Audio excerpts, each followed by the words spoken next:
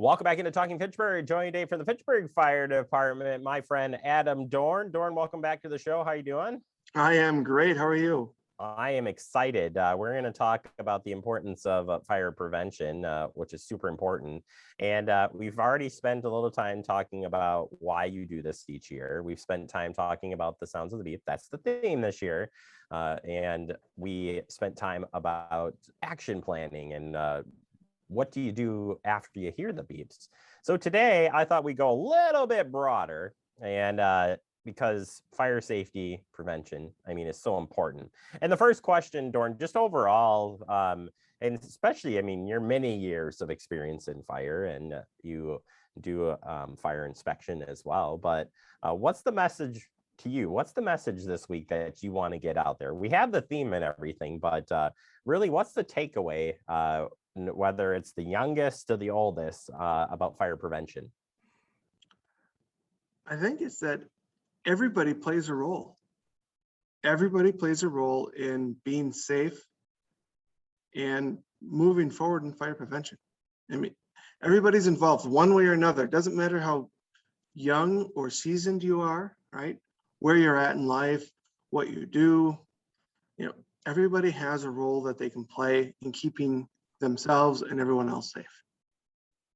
It's a simple, but yet it's got to be effective. And you got to plan and you got to be ready. And some of the things that help that, there's a lot more tools out there than there was yesterday. We know fires burn quicker, though, on the flip side. So one of the areas that we targeted this past year, and I want to bring up with you now, is the home fire sprinklers, because that not only has that technology changed, maybe a little bit more affordable, but you guys also have the demo unit as well. We do. And that demo unit is really quite interesting because it shows how much or how little, however you want to look at it, stuff really goes into having a fire sprinkler system put in your home. And it's easy. What would be the benefits of even having that in your home? So for those who don't know, just general tips on that one. How does it work? And maybe some of those common questions, which I can ask you in a second anyway. Yeah. So it's really the home fire sprinklers' main goal, main purpose is to make sure that you get out alive. It's as simple as that. They want to make sprinklers are there to make sure that you can get out safely and that you're alive. The protection of property and all of that stuff, those are just added benefits. The reason that's so important for you to get out alive right now is that the buildings that are being built are not being built like they were 40, 50 years ago. Nowadays, it's very thin pieces of wood. Maybe it's wood chips that are literally glued together. And when they're glued together and they're compressed, they're super strong, which is awesome, and they're cheap to make. So it's less expensive to build homes. But once they start to be impacted by fire, they fail very fast, and you have roughly 3 to 5 minutes to get out of your house before structures fail. Yeah, it's something that I think you've told us many times again and again and again when we're talking about fire prevention overall. So a little bit more affordable. And I think one misnomer with the fire sprinklers, do they all go off if one pops? Do they all go? No, they don't. Contrary to what you see in movies and TV shows, all that kind of stuff,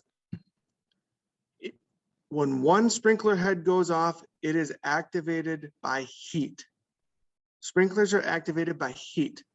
So you could take a lighter to one sprinkler, that one sprinkler is going to go off, but not the whole building. We do not recommend that. That's not how you test the systems, right? Yeah, please don't do that. We do not recommend that. Oh boy, that'd be a mess. But that is how they work.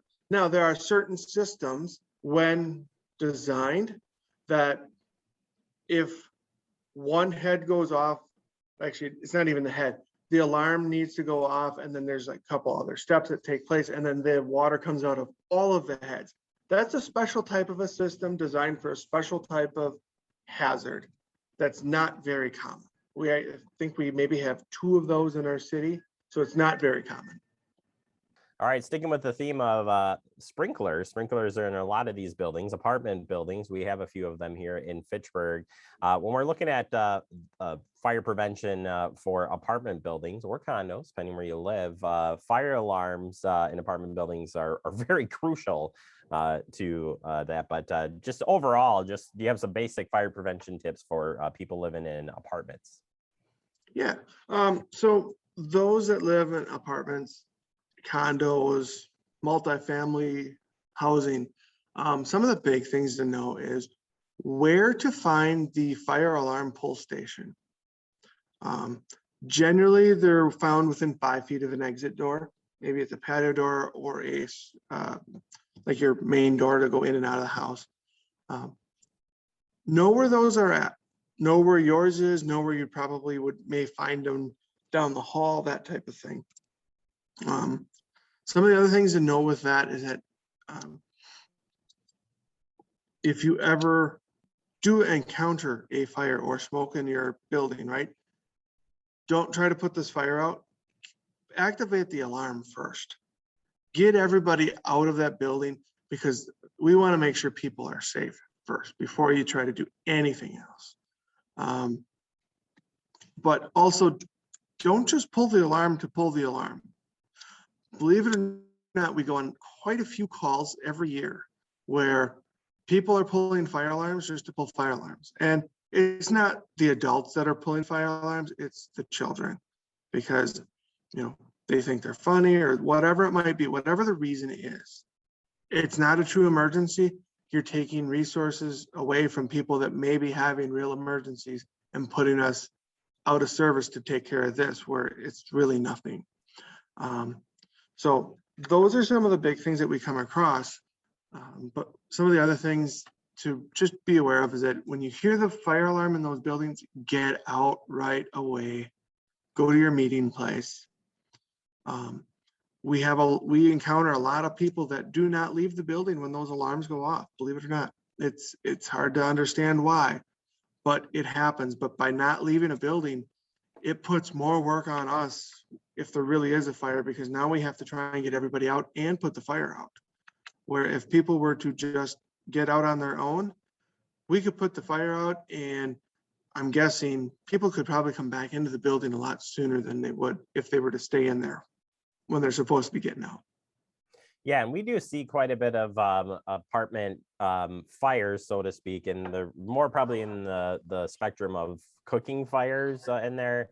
But just to repeat, again, you say if you smell smoke, you see smoke, you're not, alarm hasn't gone off yet, pull the alarm and get out and call 911. That's got to be the thing. And if it's in your apartment and you've got fire, you should notify everybody by pulling the alarm on your way out and getting away from the building. Yes. Some of the other things to take into consideration when you have apartment buildings and stuff like this is that you need to know the location of all of the stairwells from your apartment, because if one's blocked, you may have to use the other. Just like we talked about a couple days ago with, no 2 ways out. This is a perfect example. You may always come in one entrance of your building, but if that entrance is blocked by smoke or fire, do you know where you're going to go? So make sure you know where the exits are in your building, not just one, but all of them. Close your door behind you when you leave your apartment, because that will help slow or stop the spread of smoke and fire. And don't take anything with you. Just get out. We'll come back and we'll do our best to save everything that we can. And if for some reason you can't get out because the smoke and the fire is just too bad, stay in your apartment, close your door, and get to a window, get to a second way out, and let us know. How do you let us know? Great question, Jeremy. It sounds really silly, but open a window, push your screen out, and put your bed sheets or comforters or blankets out the window. It's not a very common sight, it's something that we're going to go, something's going on in there. We need to take care of that or check into it. That's one of the easy ways for us to find out. The other thing is call 911. It's okay. We know that the alarm's already been called, but if we know people are inside still and cannot get out, that changes the way we're going to do our job a little bit. Yeah, there was something I saw during the police crime picnic and some talks that we've had, and I would think this would go with fire, is knowing your neighbors too.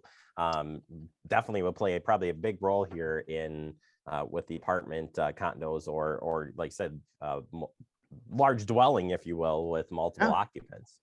Yeah, it's always a good idea to know your neighbors. I mean, not that you have to tell your neighbors all of your personal business, but at least know their name, kind of have an idea what they do, maybe their schedule, right? It's not like you have to report to them, hey, I'm going to work, or hey, I'm home from work now. But it's, yeah, I work a 9-to-5 job. All right. Yeah, okay. So if something happens during the week, yeah, they genuinely are going to be home. But if they're, or not home, but if it happened after 5 or 6 at night, yeah, they'll probably generally be home unless they're out and about doing something. Those little things, knowing your neighbor like that, makes a big difference. Yeah. All right, Dorn, we're out of time. Great information. There's so many topics in fire prevention, but certainly there's more resources at our website, fitchburgwi.gov. Dorn and the team at fire departments putting out safety tips through social media and more. Dorn, we've got one more day left. All right, I'm looking forward to it. All right, we'll talk then. We'll take a quick break. More to come. You're watching Talking Fitchburg.